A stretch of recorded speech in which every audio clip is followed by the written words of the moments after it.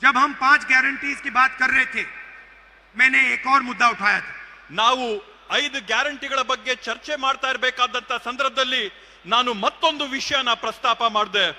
मुझे पता लगा था कि कर्नाटक में ऐसे बहुत सारे लोग हैं जिनके पास जमीन है मगर मालिकाना हक नहीं है. ನನಗೊಂದು ಕರ್ನಾಟಕ ರಾಜ್ಯದಲ್ಲಿ ಮನವರಿಕೆ ಆಗಿತ್ತು. ಕರ್ನಾಟಕ ರಾಜ್ಯದಲ್ಲಿ ಲಕ್ಷಾಂತರ ಜನ ಇದ್ದಾರೆ, ಯಾರು ಭೂಮಿಯ ಅನುಭವದಲ್ಲಿದ್ದಾರೆ, ಆದ್ರೆ ಆ ಭೂಮಿಯ ಹಕ್ಕು ಪತ್ರಗಳು, ಆ ಭೂಮಿಯ ಸಾಕ್ಷಿ ಆಧಾರಗಳು ಅವರ ಹತ್ರ ಇಲ್ಲ ಅನ್ನೋಂಥದ್ದು ನನಗೆ ಮನವರಿಕೆ ಆಗಿತ್ತು. दलित आदिवासी हैमलेट्स को रेवेन्यू विलेज माना ही नहीं जाता था. ದಲಿತರು ಮತ್ತು ಬುಡಕಟ್ಟ ಜನ ಇರ್ತಕ್ಕಂಥ ಪ್ರದೇಶಗಳು, ಗ್ರಾಮಗಳು ಕಂದಾಯ ಗ್ರಾಮ ಅಂತಾನೆ ಘೋಷಣೆ ಆಗಿರಲಿಲ್ಲ. ये लोग गांव में रहते थे मगर इनको कोई हक नहीं मिलते. ಆ ಗ್ರಾಮಗಳಲ್ಲಿದ್ದಂತ ಬುಡಕಟ್ಟು ಪರಿಶಿಷ್ಟ ಜಾತಿಯ ಜನಕ್ಕೆ ಅವರ ಭೂಮಿ ಮಾಲೀಕತ್ವದ ಹಕ್ಕೇ ಇರಲಿಲ್ಲ. इसमें हर जात के लोग थे, हर धर्म के लोग थे. ಈ ಒಂದು ಗ್ರಾಮಗಳಲ್ಲಿ ಪ್ರತಿ ಜಾತಿಯ ಜನ ಇದ್ರು, ಪ್ರತಿ ಧರ್ಮದ ಜನ ಇದ್ರು.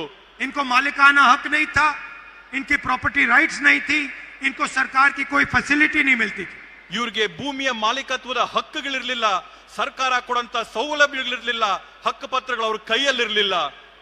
सालों से ये परिवार उस जमीन पे रह रहे थे.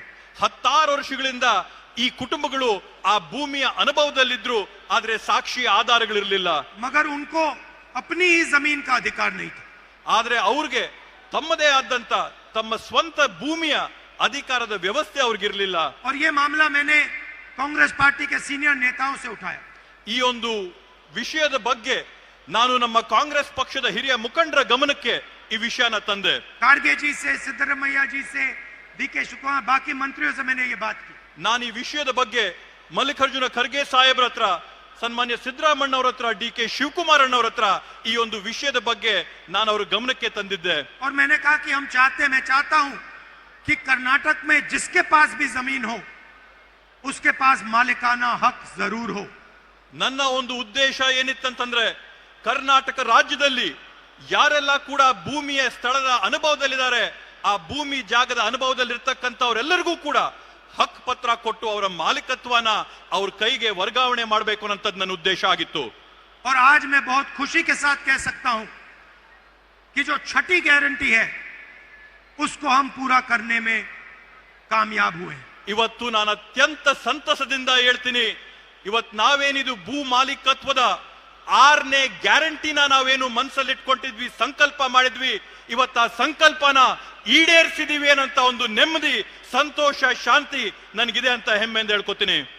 1 लाख परिवारों को आज मालिकाना हक कर्नाटका की सरकार देने जा रही है. ಇವತ್ತು ಅತ್ಯಂತ ಸಂತಸದಿಂದ ಹೇಳ್ತೀನಿ, ಕರ್ನಾಟಕ ರಾಜ್ಯದಲ್ಲಿರ್ತಕ್ಕಂಥ 1 ಲಕ್ಷ ಕುಟುಂಬಗಳಿಗೆ ಅವರ ಒಂದು ಭೂಮಿಯ ಹಕ್ಕು ಪತ್ರಗಳನ್ನ, ಮಾಲೀಕತ್ವನ ಈ ಒಂದು ಬೃಹತ್ ಕಾರ್ಯಕ್ರಮದಲ್ಲಿ ವರ್ಗಾವಣೆ ಮಾಡ್ತಾ ಇದೀವಿ.